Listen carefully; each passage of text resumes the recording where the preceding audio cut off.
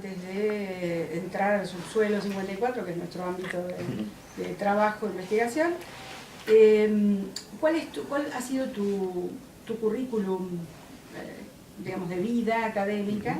¿Por qué entraste? ¿Por qué hiciste la carrera de historia? ¿Por qué investigación en Grecia y no en Roma, por ejemplo? Sí, bueno, hay varias cosas, ¿no?, para relación con eso. Yo diría que en el secundario empezó mi interés por los temas históricos en general, pero en absoluto por la antigüedad no estaba ni siquiera en el horizonte.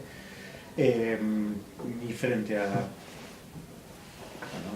esa situación de tener que elegir una carrera, elegí sobre lo que más me gustaba leer, que era sobre historia. Y en el desarrollo de la carrera, la parte que más me gustó era la historia medieval a mí. Y de hecho, bueno, me compré muchos libros de historia medieval, algunos incluso los leí. Tenía Botán. No, yo tenía hasta Rita en esa época. Todavía. Bueno, ahora todavía están los dos acá. Sí. Y bueno, me había interesado por eso y verdaderamente me había dado la sensación que me iba a convertir en un medievalista. Pero bueno, después cursé un seminario con Julián Gallego, que después, bueno, es que finalmente terminó siendo mi director, sobre temas de Grecia, más bien de términos de economía, más metodológicos, y la verdad que me interesó mucho el tema,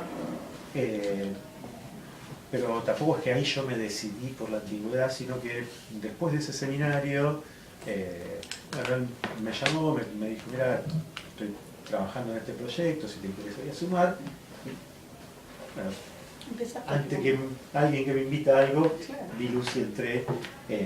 Bueno, y a partir de ahí ya no, bueno, me dediqué específicamente a Grecia y particularmente a Atenas. Y bueno, eso ya era en el tramo final de la carrera. Y bueno, cuando fui terminando la carrera, bueno, como decíamos antes, fui trabajando de cosas bastante variadas en general, hasta que, bueno, me presenté a un par de becas que la Universidad de Buenos Aires ofrecía, que se llamaban becas de estímulo, que básicamente era para estudiantes que se iniciaban en la investigación. Después al año siguiente me presenté al CONICET para hacer el doctorado y ahí sí salió. Bueno, a veces es más una cuestión de suerte y de persistencia. Y bueno, digamos, era un tema que yo en ese seminario primero había comenzado a delinear y había seguido leyendo durante como unos 3 años. Bueno, y ahí comenzó a tener, bueno, una seriedad un poco mayor y ya me anoté al doctorado, cursé los seminarios y fui, bueno, especializándome por un lado en las cuestiones bibliográficas y por otro lado en las, podrían ser los elementos auxiliares como bueno, aprender los idiomas, el griego antiguo, que era bastante complicado para mí, que venía de historia, ¿no? Y que la última vez que había visto análisis sintáctico era en el secundario, que me decían sujeto y predicado entendía, pero ya objeto directo parecía... Predicativos, subjetivos, objetivos, sí, claro, exactamente, todo eso me resultaba difícil. Bueno, entonces cursé niveles de idioma en la facultad. En algún momento también tuve una maestra particular. En el secundario lo hemos vivido. El secundario lo atravesé sin maestras particulares, pero ya de grande tuve que recurrir a ellas. Pero bueno, lo bueno era que mi maestra particular de griego era también una persona que investigaba tragedia griega y bueno, que terminó siendo mi amiga y bueno, de hecho ahora tenemos un proyecto conjunto. ¿Quién es la...? Elsa Rodríguez. No es profesora en la UBA. Sí, es profesora en la carrera de letras clásicas. Sí. Y bueno, fui haciendo los pasos básicos y a una beca vino otra beca y después, por suerte, pude terminar la tesis después en tiempo. Cuando se me terminaba la beca del CONICET, entré a la carrera de investigador del CONICET y me convocaron para ir acá. hasta ahí llegué. No, tal cual. Bueno, si vos tuvieras que aconsejarle a alguien que se está iniciando, ¿no? Es decir, ¿cuál es la importancia en una universidad? ¿cuál es la importancia de la investigación para un profesor, en este caso? ¿Qué tendrías que decir? Bueno, creo que tiene varios puntos a partir del cual pensar, ¿no? Porque no es lo mismo entrar a los temas a partir de ir leyendo lo que llamamos bibliografía secundaria, producida por otros historiadores de calidad y todo lo que uno quiera, que bueno, llegar a ese conocimiento del objeto en cuestión a partir de un trayecto individual, ¿no? Es decir, muchas veces, incluso a la hora de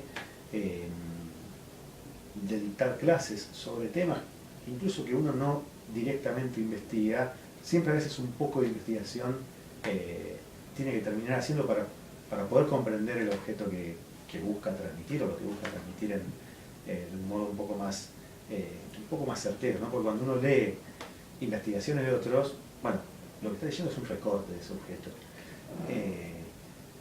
Y muchas veces puede terminar transmitiendo algo demasiado sesgado por ese recorte, Quizás ¿no? es una lectura acrítica, ¿no? Sí, es una lectura a veces acrítica. Bueno, tampoco uno puede ponerse a investigar sobre todo lo que da clase, porque si no después no investiga sobre lo que tiene que investigar y claro, los tiempos van. Pero bueno, pero también no solamente tiene que ver con la cuestión de la docencia, sino también de la propia investigación, que a uno eso le permite descentrarse un poco de su objeto básico de investigación, ¿no? Por ejemplo, a mí me ha resultado muchas veces mucho más útil para mi propia investigación, por ejemplo, leer trabajos de, qué sé yo, antropología política sobre, no sé, determinada población, no sé, el Chaco paraguayo, o de la Polinesia, que me permitieron entender el funcionamiento, incluso a veces de mecanismos o modos de comportamiento de la Atenas clásica, de lo que me permite a veces bibliografía específica de ese tema, ¿no? Porque claro, también ahí uno trabaja con el peso de la tradición, con el peso de una lectura secular de las fuentes que se reproduce a lo largo de mucho tiempo y digamos lecturas casi canónicas, por llamar de alguna manera, de las fuentes. Y si uno no toma distancia a veces de eso... Digo, te quería preguntar cuáles eran los autores, 2 o 3, que han sido más importantes desde el punto de vista teórico en la impronta de tu trabajo. Sí, sí, claramente, bueno, creo que el primero que tendría que señalar es Finlay, porque me parece que abrió los estudios clásicos en general, la historia clásica en general, a toda una serie de problemáticas teórico-metodológicas que hasta ese momento, al momento que él escribió, estaban o no exploradas o muy poco exploradas, ¿no? Muy poco trabajadas, ¿no? Me pareció que más allá de muchísimas críticas que uno tiene con respecto al pensamiento de Finlay o a cómo resolvió algunos de esos problemas, para mí tiene esa capacidad de inaugurar lecturas y temas bueno, que lo hacen para mí uno de los más importantes historiadores de la Grecia antigua, del mundo clásico, ¿no? Empezando por, no sé, es muy gracioso en el mundo odiseo, que es del año 51, que es el mismo año en que Chadwick y Ventris descifran el lineal B, pero la edición es anterior, o sea, el libro él lo termina antes de que salga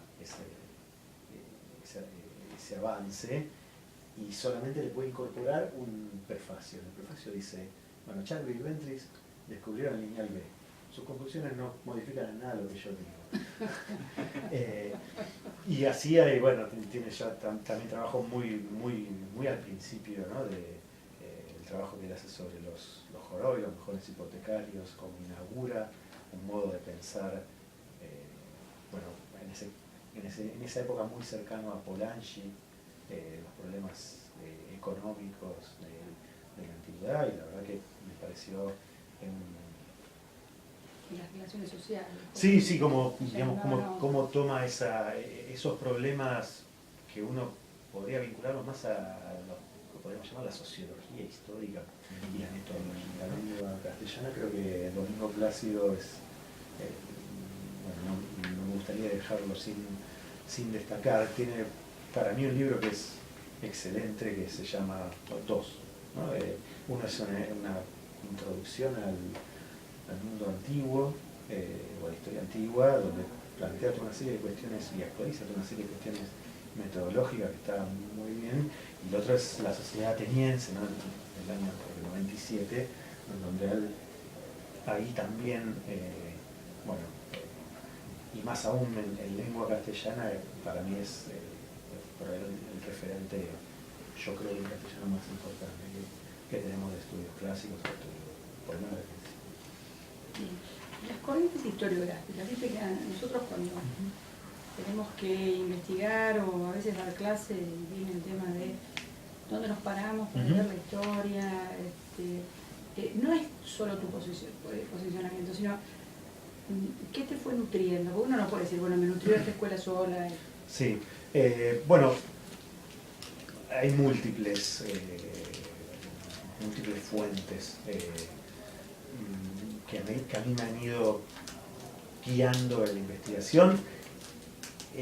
Muchas veces ese acercamiento a veces no tiene que ver con una lección previa que uno hace, sino por una serie de imposiciones que el objeto le marca, o por lo menos que uno siente como una imposición que el objeto le marca. A mí me resultaba, más que nada al principio de mi carrera, bastante interesante toda una serie de debates que hubo entre los 70 y los 80 sobre cómo conceptualizar al mundo antiguo y especialmente de revisión de las tesis que tradicionalmente del marxismo solían pensar a la antigüedad como dominada por un modo de producción esclavista.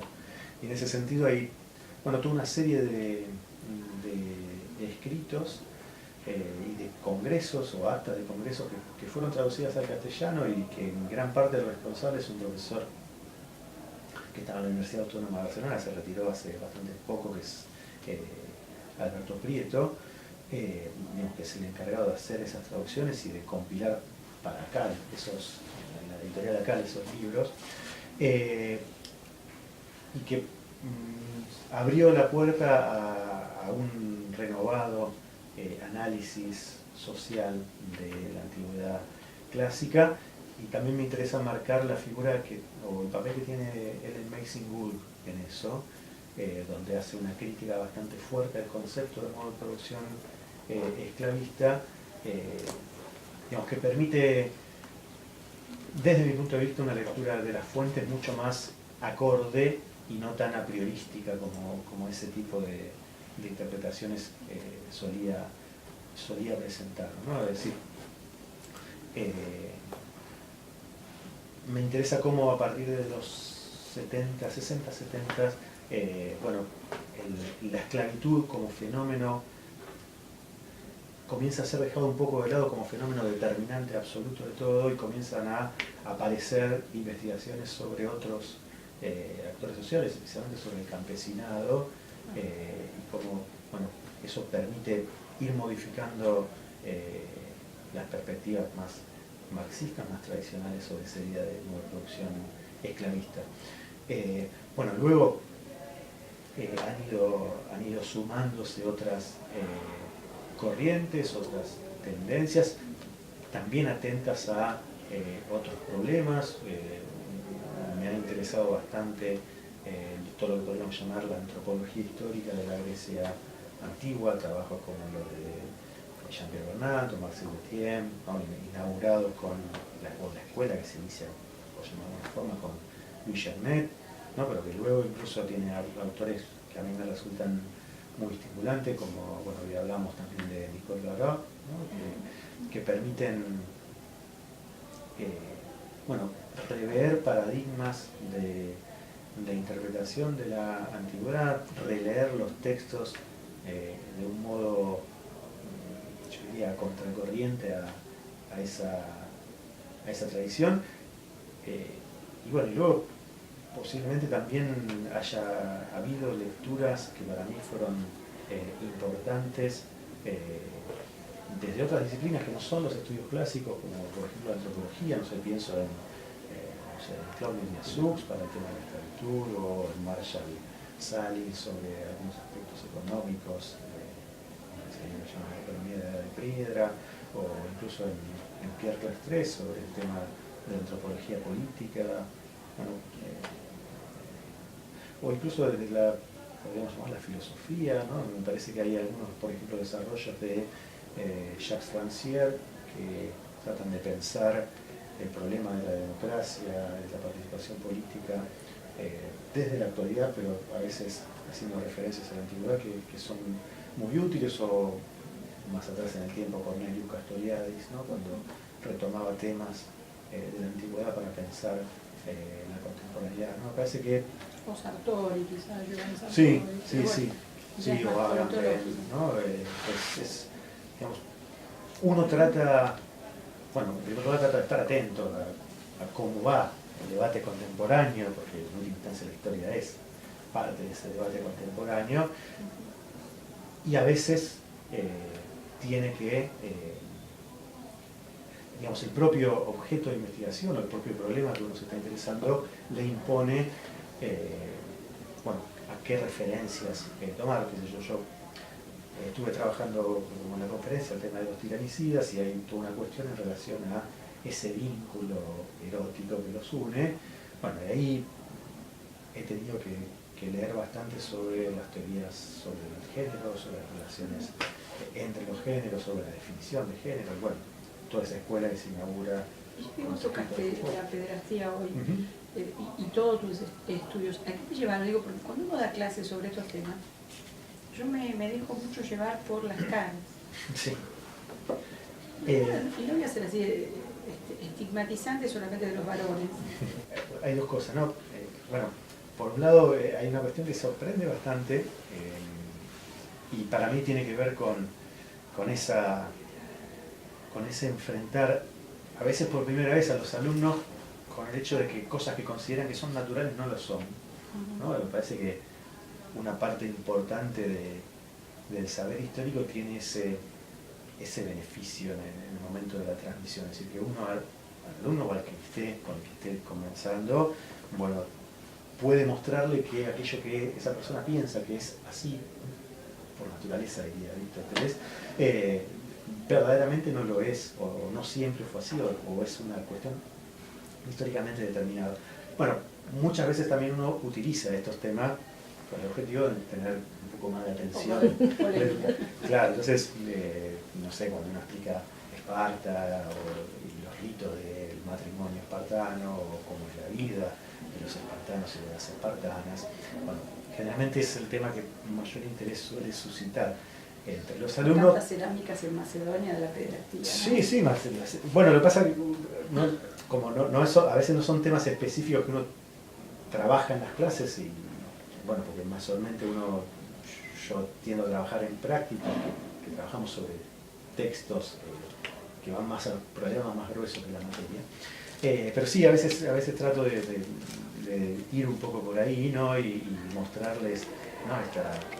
Este rito de casamiento de los espartanos, o las características de la llamada banda sagrada de Tebas, ¿no? Estas supuestas 150 parejas que componían a esa banda, y sí, la verdad que generalmente se tienden a sorprender bastante de que fuera de esa manera, ¿no? Yo siempre les digo, yo no me imagino cómo, por ejemplo, en la escuela militar explican la historia militar de los espartanos, o digamos, o la banda sagrada, porque no me imagino que los que imparten clases, los que toman clases, sean personas demasiado abiertas para la cuestión del género, de la intersexualidad o de las ambigüedades, ¿no? Sí, es un tema que resulta muy me parece muy bueno para marcar las diferencias entre el pasado y el presente, para comunicar la historicidad de nuestra propia condición actual, ¿no? Es decir, por contraste, bueno, ver que no todo siempre fue así y lo que para nosotros parece que es normal o natural, pero realmente un trasfondo histórico mucho más rico, ¿no? Me parece que activar eso es una de las tareas por ahí más importantes de alguien que hace docencia en historia, porque generalmente el alumno o una parte de los alumnos vienen con la idea contraria, la idea de que siempre las cosas han sido iguales, ¿no? Entonces, tal cosa pasó porque los políticos siempre robaron. Entonces, bueno, que no son así de esa manera. Me parece que eso, digo, al poder pensar históricamente esos problemas y esas divergencias con el mundo actual, no solamente uno puede pararse mejor para leer el pasado, sino también pararse mejor para leer el presente, que en muchas instancias es el objetivo que la historia tiene. En la conferencia vos te referiste a una serie de conceptos que son propios del discurso aristocrático, pero que son reutilizados o resignificados en tiempo democrático.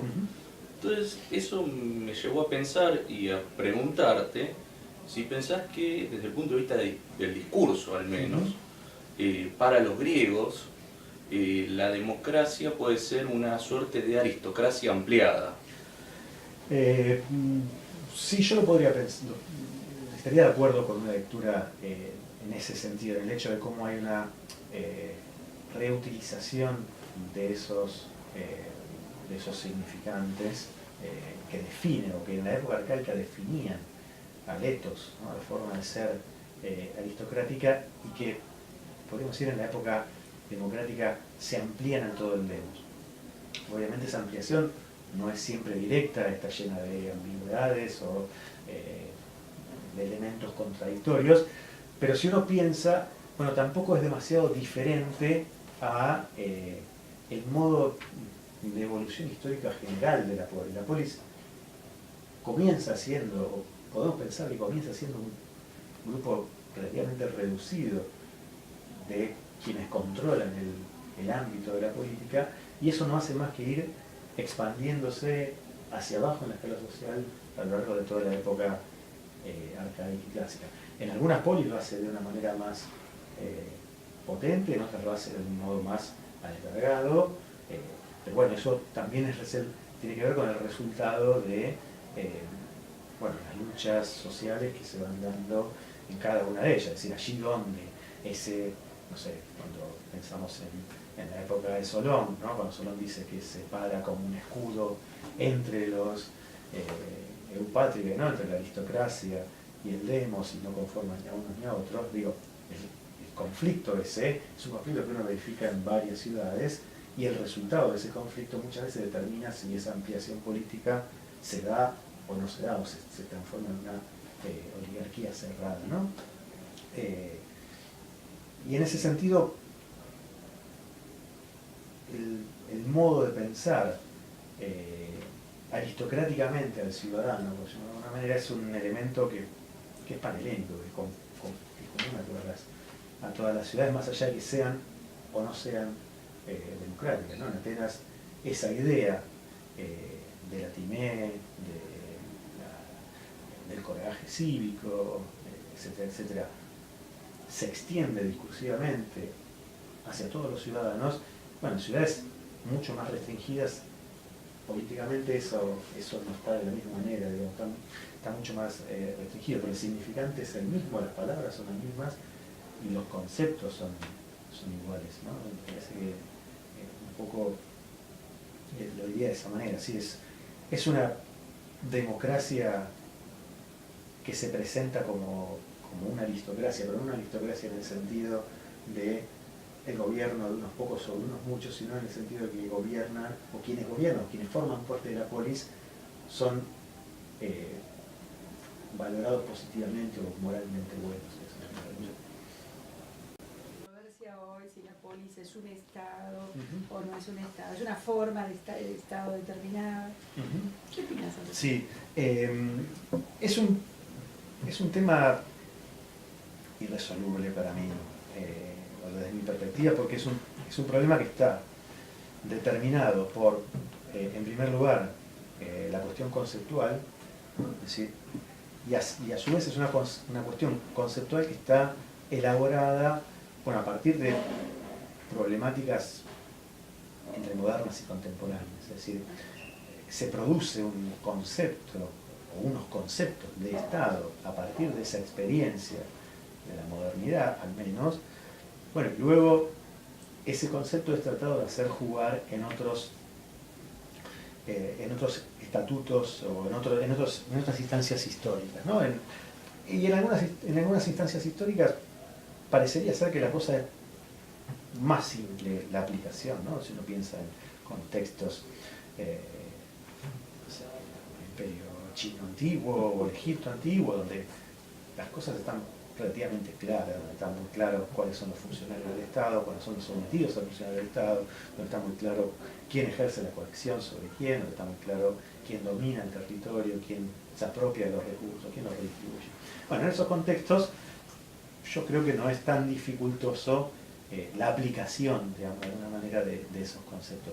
Pero en las sociedades greco-romanas, donde hay una cuestión que es la cuestión clave para mí, que es, o al menos dos cuestiones claves. En primer lugar, la idea de igualdad y la inexistencia, o por lo menos dentro de los ciudadanos, de esa noción de igualdad, y de otra cosa que es aquello que Finlay hablaba de la inexistencia de un aparato burocrático en las ciudades-estado greco-romanas, ¿no? Es decir, al no existir un aparato burocrático, hacer los cargos, digamos, al modelo de la polis, rotativos, seleccionados por sorteo, donde los magistrados tienen que rendir cuentas, que no pueden repetirse, etcétera, etcétera, donde hay unas formas directas de participación, donde no hay lógica de representación, y más importante aún, donde la organización política es autónoma en el sentido griego de la palabra, es decir, que son comunidades que se dan sus propias leyes y no que son impuestas por un ente heterónomo, es decir, un otro que le da esa ley, como uno puede pensar, no sé, la sociedad egipcia, la sociedad medieval, etcétera, ¿no? Donde hay un otro que generalmente es una deidad que impone un tipo de ordenamiento político. En el mundo griego eso no se da, es fruto del acuerdo de los hombres. Y en ese sentido, bueno, para mí las categorías, bueno, reciben una ambiguación bastante que debe hacerse notar, ¿no? Es decir, en ese contexto de igualdad, de no burocracia y de autonomía de la comunidad, bueno, es mucho más difícil ver la existencia de lo que podríamos llamar mecanismos coactivos estatales. Es decir, un ciudadano no le puede imponer a otro una determinada decisión por el hecho de, no sé, cumplir un rol institucional, porque eso, bueno, luego la rueda sigue girando, etc., ¿no? Pero por otro lado, a su vez, también hay diferencias muy claras entre los que son ciudadanos y los que no son ciudadanos, y ahí sí se pueden ver claramente formas de imposición coactiva, formas de dependencia sobre los otros. Es decir, uno podría decir muy claramente que sí, los espartanos como grupo se imponen coactivamente sobre los ilotas. Ahora, ¿qué pasa al interior del grupo de los se lo llevó a Pablo Oliva con tanto lío, de tanta pregunta y tan pobre respuesta, porque en realidad nos quedó que sí, el hilotismo es una esclavitud no desarrollada. Sí, hay un artículo muy antiguo, debe ser del 70 y algo, de un autor que se llama Charles Patgou, ¿no? Que él revisa un poco las formas de Marx, ¿no? Y él ahí dice, bueno, Marx ahí hablaba de diferentes tipos de comunidad y hablaba también de la comunidad antigua como lugar de encuentro de los propietarios de tierra rural de la ciudad. Pero ahí él utiliza un concepto que a mí me parece que es bastante operativo. Él habla de comunidad restaurada, donde esa comunidad que son los ciudadanos, bueno, opera hacia adentro como una comunidad, pero hacia afuera ya es una comunidad que se impone a ese afuera que son los no ciudadanos. ¿No? Quizá habría que retomar. Igualmente para ver la hegemonía ateniense también uno podría hablar de esto, ¿no? Sí, porque claro, esa imposición sobre los, entre comillas, aliados, bueno, ahí claramente, pero claramente tampoco es que son ciudadanos atenienses, es decir, Claro, ¿no? o sea, se puede imponer eso que los griegos llamaban el kratos afuera del propio demos, pero dentro del demos lo que funciona es la argela, la circulación de magistrados a través... El poder va circulando. Sí, ¿no? De hecho hay bastantes estudios sobre el lenguaje del poder de Atenas en relación a los aliados y en relación al interior de la propia comunidad. Entonces, ¿decimos Estado o decimos pueblo? Yo diría polis. Y que nadie escuche. Si vos querés le digo Estado, ¿viste? Cuando uno te pregunta, me dice, bueno, si ustedes quieren, le digo Estado. Sí, es que después por no, una... Estuvo muy claro lo que dijiste. Yo creo que esto fue creado más en el medio de los egiptólogos, orientalistas, que lo ven tan claro, ¿no? Sí, sí, claro. Tuvo una gran burocracia estatal, con funcionarios estatales, cuasi vitalicios en la mayoría de los casos. No el modelo griego es otra cosa, bueno, el modelo romano también. Hay un libro de Ernest Gellner que se llama El arado, la espada, el cura, ¿no? Que hace como un análisis transhistórico de cómo el dominio sobre la agricultura, el dominio militar y lo que podemos llamar el dominio ideológico, religioso, bueno, cómo son elementos que a lo largo de la historia se pueden verificar en diferentes sociedades, ¿no? Y ahora él dice, bueno, pero Grecia no entra, porque no tenemos ni una casta sacerdotal, no tenemos ni un grupo especializado en la guerra que domina sobre los otros, y quienes participan de esa agricultura luego toman las decisiones políticas en materias. Entonces, bueno. Mira, hace 2 años vino Jean-Michel Carrier a dar una conferencia como la tuya hoy, con Margarida de Carvalho, que venía de San Pablo, y habló de cómo no podemos utilizar a Wallerstein en la historia romana. Sí, claro. Dio una serie de hitos importantes, sí, y llegamos al término de la conferencia y dijimos, ¿por qué leímos a Wallerstein? Bueno, pero para saber que no puede funcionar, que es lo opuesto, porque justamente el esquema de Wallerstein es un sistema económico integrado a pesar de una pluralidad de estructuras políticas. El Imperio Romano es justamente lo contrario, son subsistemas económicos que no tienen demasiada cohesión entre sí, pero unificados políticamente por ese poder imperial, bueno, que impone de forma bastante material incluso ese poder político, ¿no? ¿Te interesó más de los griegos y dijiste, bueno, sí, griegos, no romanos?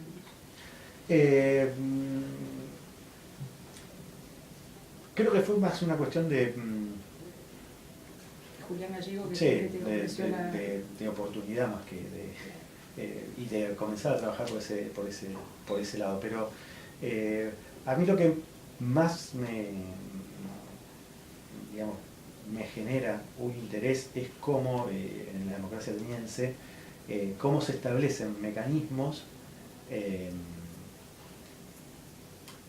para que esa igualdad política que inaugura la democracia coexista de modo bastante contradictorio con las desigualdades sociales, ¿no? El tema de mi tesis de doctorado era las igualdades y las asimetrías en la democracia ateniense. Y últimamente, son casi los últimos 6 años, bueno, me estoy dedicando a cómo la democracia constantemente generó mecanismos para, bueno, hacer que esas desigualdades no tengan una proyección hacia lo que podríamos nosotros llamar el plano político, ¿no? Y uno ve el ostracismo, o ve la rendición de cuentas de los magistrados, o incluso ve los juicios a los cuales son sometidos los miembros de la aristocracia que cumplen determinadas funciones, o determinados mecanismos muy interesantes, como por ejemplo la antídosis, ¿no? Cuando un ciudadano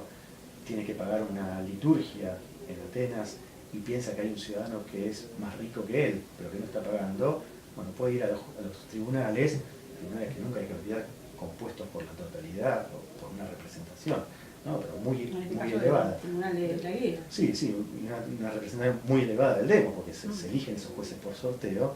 Bueno, uno va a ese tribunal y plantea un juicio de antídosis, que consiste en decir, tal ciudadano es más rico que yo y no está pagando la liturgia. Bueno, el otro ciudadano tiene que ir, el otro ciudadano tiene que comparecer ante el tribunal y hace cada uno una descripción. Puede decir, tiene razón, soy más rico, pago yo la liturgia, o puede decir, no, yo soy más pobre, que la pague él.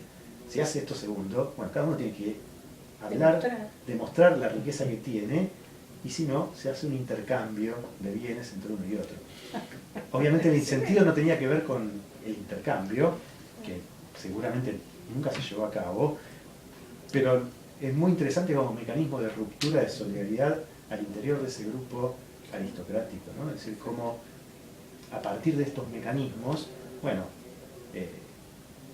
no se puede generar, a pesar de que luego funciona, porque después el golpe oligárquico finalmente se hace, ¿no? Pero cómo la democracia va constantemente creando estos mecanismos de, bueno, evitar que esa igualdad, esa isonomía pueda romperse o porque alguien es demasiado rico, o porque alguien es demasiado prestigioso, o como o es demasiado famoso, ¿no? Muy interesante, y cierro con esto.